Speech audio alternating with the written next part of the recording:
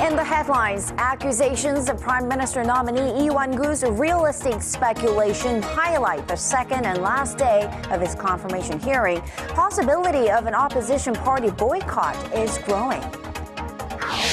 President Park Geun-hye promises to build an ecosystem for the cultural content industry, calling it alchemy of the 21st century.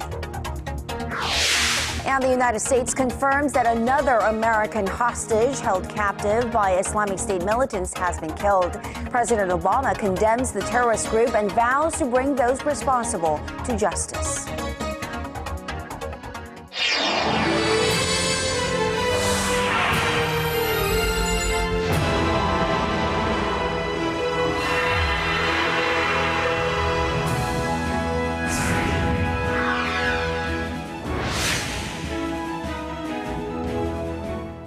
Welcome to the program. You're watching Primetime News live from Seoul. I'm Sean Lim. And I'm Kang Tae-ri. Thank you so much for joining us tonight.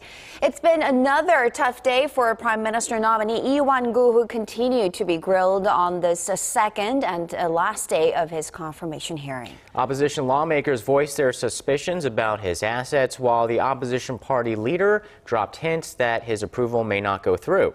Our National Assembly correspondent Park Ji-won starts us off. The second day of the confirmation hearing for the nation's Prime Minister nominee Lee Wan-koo began on Wednesday. Lawmakers from both parties are continuing their inquiries into a series of allegations against the former ruling Saenuri Party floor leader. In an apparent show of support for the nominee, his fellow Saenuri Party lawmakers focused primarily on questions about his future policy goals. Lawmakers from the main opposition party, meanwhile, pressed the 65-year-old nominee and more than a dozen witnesses on allegations mostly surrounding his family's wealth, his involvement in real estate speculation, and questions about his election campaign funds. You can't explain where the money came from, so you told us that you borrowed around $220,000 from your brother. According to the political fund law, if you borrow money from your siblings, you don't have to report it. But we heard your brother is not well off at all. This is what my brother told me. I do have savings worth some $1 million in Korea. I'm not poor. I will give you proof of it so you can submit it as evidence in the hearing. Meanwhile, the main opposition party's new chairman, Moon Jae-in, hinted that his party might not confirm the nominee. He said that even though the party had hoped to confirm him, as this is the third attempt to replace incumbent Prime Minister Chung Hong-won, it might be difficult. Speaking at the party's Supreme Council meeting on Wednesday morning, Moon added the party will decide its official stance on the nominee on Thursday morning after the two-day confirmation hearing. The previous two nominees both withdrew their names from consideration due to mounting allegations surrounding their past. Park Ji-won, Arirang News. Cultural fusion is one of President Park Geun-hye's key state goals. The president believes encouraging innovation in Korea's cultural content industry is a way to spur growth.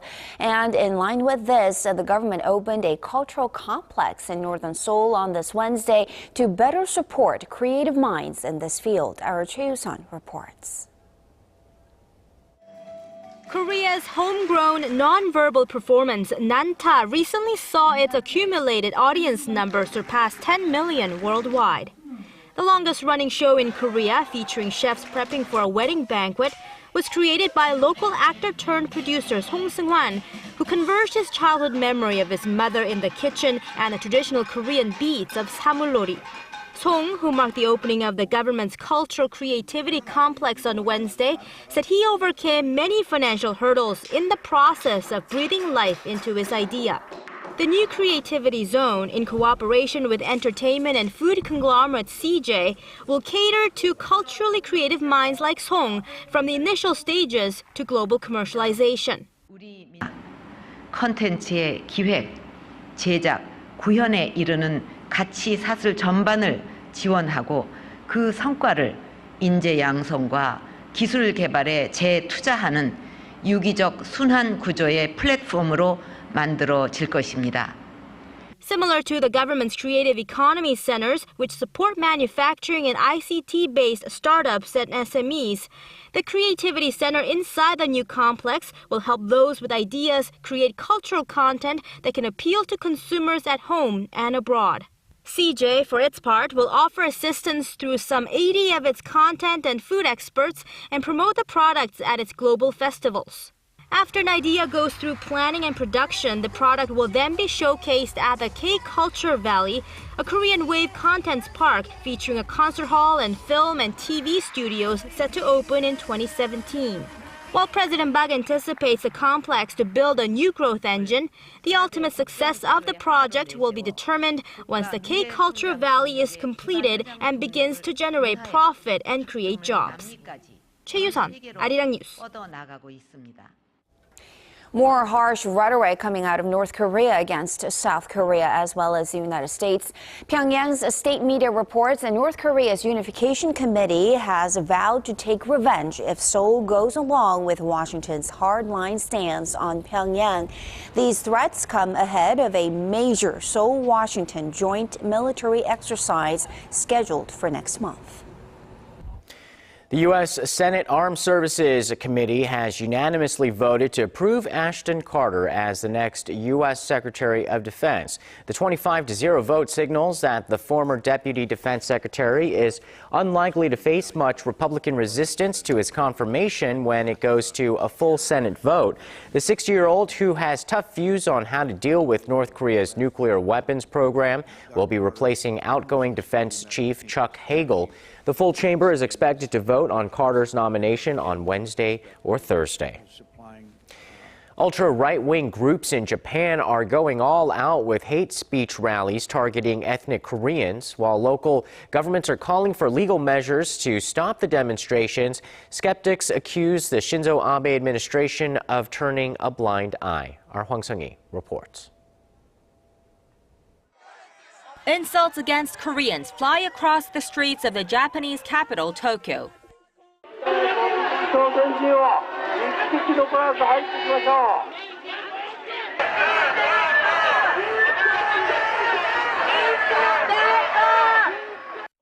The number of hate rallies against some 500,000 ethnic Koreans has risen sharply in Japan. The campaigners say they cannot tolerate the privileges, such as the right to vote and access to welfare, bestowed to Korean residents.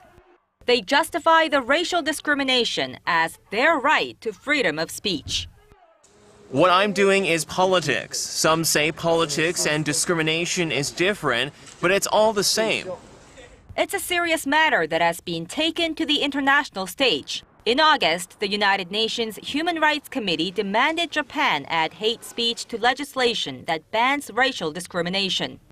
In December, the Supreme Court upheld a ruling by Osaka's High Court, the city with the largest Korean population, which ordered an ultra-right group pay a $120,000 fine for its hate speech rally.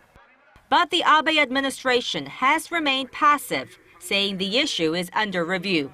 Since the beginning of the year, 24 local governments have taken the matter into their own hands, pressuring the central government to take legal measures.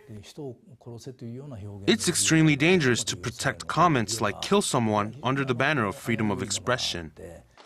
While the Abe administration turns a blind eye to racial discrimination, concerns are rising as ultra-right-wing groups are planning a large-scale hate speech rally later this month. Hwang Sung-hee, Arirang News.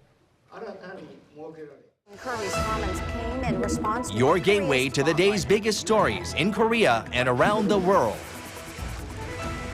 Breaking news, the hottest interviews, and a whole lot more. Join Arirang Sean Lim and Kang Che-ri from the heart of Seoul. Begins now. Primetime News, weeknights, live at 10 on Arirang TV. Now to the latest on the massive car pileup involving over 100 vehicles this morning. 2 people are confirmed dead and more than 60 others injured in this chain reaction crash on Yeongjong Bridge that connects Seoul and Incheon to the Incheon International Airport. The exact cause of the accident is still unknown, but police say at the time of the accident, thick fog was covering the area, decreasing visibility for drivers. More than 34 trillion won, or roughly $31 billion, is how much Korea's major companies plan to pour into investments this year. The government has pledged to give these firms full support, including special loan programs. Our Song Ji-sun has more. The government has vowed to do all it can to boost corporate investment. Korea's Commerce Minister Yoon Sang-jik made the pledge on Wednesday at a meeting with the business leaders of 16 key companies like Samsung Electronics and Hyundai Motor. He said the government will provide all necessary support to encourage big businesses to plow more money into the economy. Yoon added that business leaders should not hesitate in laying out their difficulties and stressed the government will do what it can to remove any obstacles. The companies say they will invest a combined $31.4 billion into projects that begin this year. About half is made up from Samsung's new semiconductor production line in Pyeongtaek, which will be twice as big as its current one in Suwon. The government has expedited equipping electricity facilities by more than 1 year on Samsung's request to speed up the construction. Minister Yoon also called for corporate restructuring through mergers and acquisitions, citing the example of Samsung selling its chemical sector to Hanwha Group late last year in a bid to focus on its strength. The Commerce Ministry will hold a similar meeting with the heads of foreign companies before the end of the month. Song Ji-sun, Arirang News. The number of new jobs added in Korea last month dropped to its lowest level in almost 2 years. Data from Statistics Korea shows the number of employed stood at slightly over 25 million in January, which is up about 350,000 from a year ago. But the agency says the slowing growth came from the high base effect in January last year, when Korea created more than 700,000 jobs. It added that the Lunar New Year holiday, one of Korea's biggest holidays, fell in January last year, which meant more jobs in the retail and transportation sectors. This year, the holiday falls in February. After 2 days of high-powered talks in Istanbul about the state of the fragile global economy, finance ministers and central bank governors from G20 nations say they will use monetary and fiscal policies to fight economic stagnation. Our Shin Se-min has the details. The world's 20 largest economies vow to address uneven global economic growth by using monetary and fiscal policy to prevent further stagnation.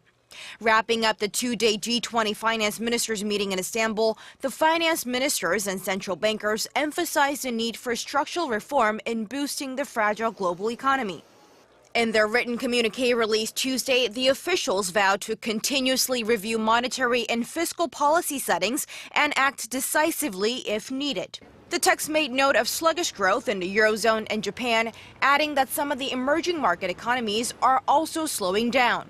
But it said the European Central Bank's recent quantitative easing policy would support further recovery in the Eurozone area. On tumbling global oil prices, financial officials called on countries to take advantage of low oil prices to further investment. The statement said the sharp decline in oil prices will provide some boost to global growth, but with varying implications across economies by increasing the purchasing power of oil importing economies and exerting temporary downward pressure on inflation. The meeting of the G20 finance leaders comes at a crucial time, with each economy operating under different monetary policies and with the troubles in Greece casting a dark shadow over the Eurozone economy. Shin Se-min, Arirang News. Apple has become the first American company to close with a market capitalization of over $700 billion. Its stock closed up nearly 2% on Tuesday at a record high of over $122. Apple's total worth at an estimated $710.7 billion is twice Google's market cap, 4 times bigger than Bank of America's, and 8 times larger than McDonald's value on the stock exchange. Apple CEO Tim Cook credited the feat to challenging the conventional belief that Chinese consumers will not buy high-end products. Global research firm Canalys says Apple sold more smartphones in China than any other company in the 4th quarter of last year.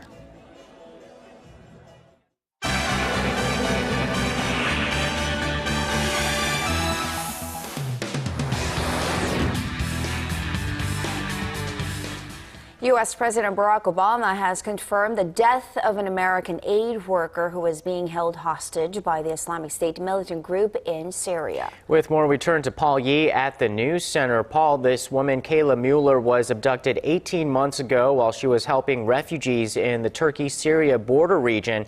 What else do we know about this latest victim at the hands of IS? Well, Mueller was a native from Arizona and is the only American woman known to have died in IS captivity. President Obama has condemned the jihadist group and said that those responsible for Mueller's death would be brought to justice. The circumstances of her death, however, remain unclear. U.S. officials say her family received an email and photograph from her captors over the weekend, which were later verified by American intelligence. Last Friday, Islamic State said the 26-year-old was killed in a Jordanian airstrike on the IS stronghold of Raqqa, but the State Department has since refuted that claim, citing a lack of evidence. In an interview later on Tuesday, Obama said U.S. Special Forces had failed to save Mueller in time and defended the White House policy that it will not give in to terrorist demands. That commitment. The one thing that we have held to is a policy of not paying ransoms with an organization like ISIL. And the reason is that once we start doing that, not only are we financing their slaughter of innocent people and strengthening their organization, but we're actually making Americans even greater targets for future kidnappings. So it's an incredibly tragic end, I mean, needless to say, to such a brave young woman. And as the U.S.-led coalition is bombing IS targets on the ground, it looks like this battle is also extending further into cyberspace. Give us the details. Well, the Islamic State group reportedly hacked into Newsweek magazine's Twitter account on Tuesday in a latest propaganda-inspired cyber attack. Posting a banner with the words Cyber Caliphate and Je suis IS, the hackers tweeted a message threatening the Obama family. Newsweek was able to clear up its Twitter page by mid-morning local time. Meanwhile, the global hacking group Anonymous shot back, saying it disabled the Facebook and Twitter accounts of the IS group. Anonymous also posted a YouTube video in which it promises to expose the extremists. And turning to the Vatican, Pope Francis has paid tribute to the hundreds of migrants who died at sea this week while trying to reach Europe from Libya.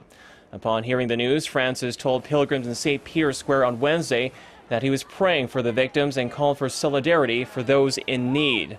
The United Nations Refugee Agency said only 9 survivors were rescued on Monday across 2 boats that were caught in stormy weather, leaving more than 200 passengers unaccounted for.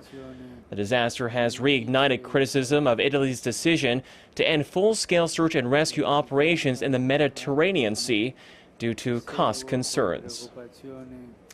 And America's NBC News broadcaster says it has suspended its star anchor Brian Williams for 6 months without pay. The move comes after Williams admitted that a story about his experience during the Iraq War was not true. NBC executives say his actions were inexcusable and have since launched an internal investigation into the matter. Our Lee Ji-yeon has more. Brian Williams, a trusted newsman whose NBC nightly news drew over 9 million viewers a night, is now suspended for 6 months without pay. This decision follows his voluntary step back from the news desk over the weekend. The president of NBC News, Deborah Turnus, said in an internal memo Tuesday that what Williams did was, quote, wrong and completely inappropriate for someone in his position. The NBC News anchor was put in the hot seat after he admitted that his account of the helicopter incident in Iraq was not true. Williams reported in January that he was on a helicopter that was hit by a grenade in Iraq in 2003. However, military veterans from the incident said that he was not actually on the helicopter that was forced down. I want to apologize. I said I was traveling in an aircraft that was hit by RPG fire. I was instead in a following aircraft. But there's a chance that the star anchor could make a comeback. The CEO of NBC Universal, Steve Burke, said Tuesday that although Williams jeopardized the trust millions of Americans place in NBC News, he deserves a second chance. Williams has been anchoring NBC Nightly News for over a decade, succeeding Tom Brokaw. For now, Lester Holt will continue to substitute for Williams. Lee Jun, Arirang News. And finally, American comedian Jon Stewart will be stepping down from the parody newscast The Daily Show after nearly 17 years on the air. The 52-year-old has been hosting the highly acclaimed TV show on Comedy Central since 1999, averaging more than 1 million viewers each night. Stewart is known for fearlessly lampooning public figures, high-profile politicians, and media outlets, which helped him earn the reputation as a top news source for young people. In a statement, Comedy Central President Michelle Gainless praised the show as a cultural touchstone for millions and a platform for political comedy that will endure for years to come. And that wraps up our look at international stories for now. I'll see you back here tomorrow night.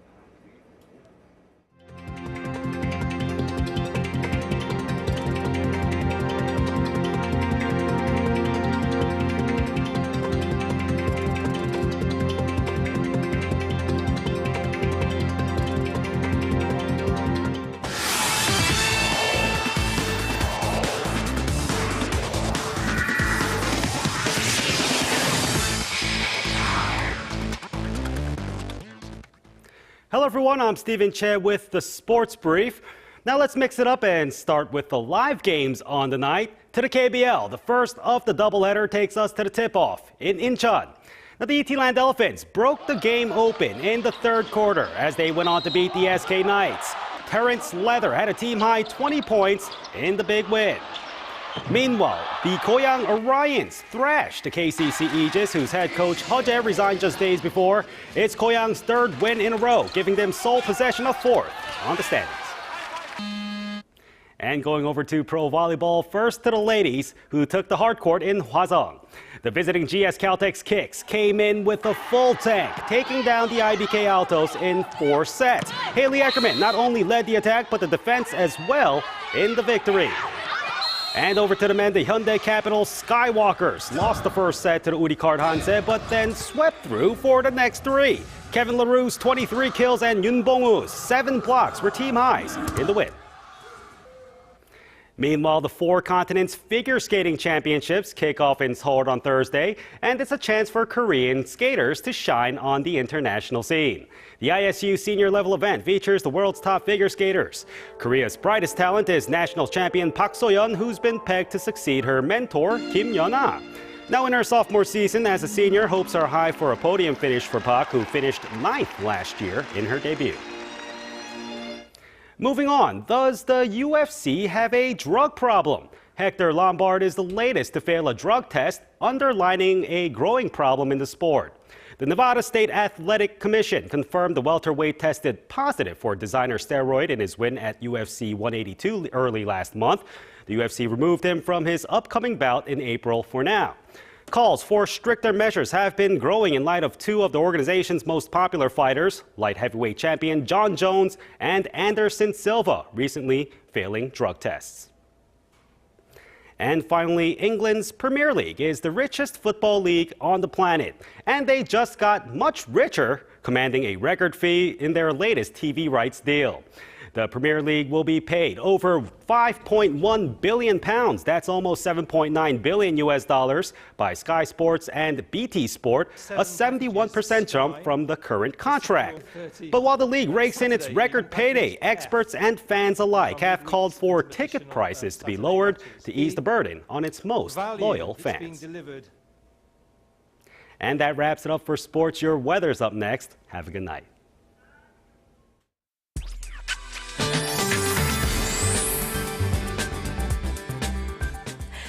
and welcome. I'm Kim Bo-kyung with your weather outlook. Micro dust that blanketed the nation through this afternoon is finally moving out. Now, although skies are mostly clear, smog is limiting visibility on the roads, so please be careful behind the wheel. So the toxic dust and dry air is creating a headache, especially for those along the east coast. And a dry weather alert continues to be in effect for parts of Gangwon-do province. As for tomorrow, unlike today, numbers are set to dip below seasonal averages as wind chills sweep in, and this should continue through Friday. Besides that, the micro dust index may hit the very bad range down south. On to tomorrow's readings. Seoul drops to -5 in the morning before reaching 3 in the afternoon. Gwangju hits 6, Busan reaches 9. Meanwhile, Daejeon gets up to 4, Jeju hits 8, Dokdo 5. That's all I have for you now, and here's a look at the international weather.